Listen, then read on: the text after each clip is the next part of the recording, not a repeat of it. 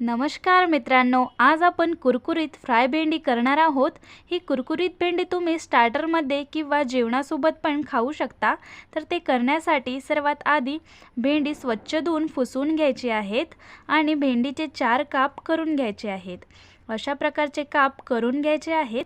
ते झाले की भेंडीमध्ये 3 ते 4 चम्मच बेसन ॲड करायचे आहेत। त्याचसोबत मिरची पावडर, हळद, मीठ आणि आपल्या आवडीचा मसाला सुद्धा ॲड करून 1 चम्मच पाणी टाकून सर्व एकत्र करून घ्यायचं आहे। त्यानंतर गरम तेलामध्ये ते सर्व तळून घ्यायचं आहे। कुरकुरीत अशी भेंडी होतपर्यंत आपल्याला भेंडीला तळून घ्यायची आहेत। चला तर मग अप्रतिम अशी कुरकुरीत ही भेंडी रेडी झालेली आहे।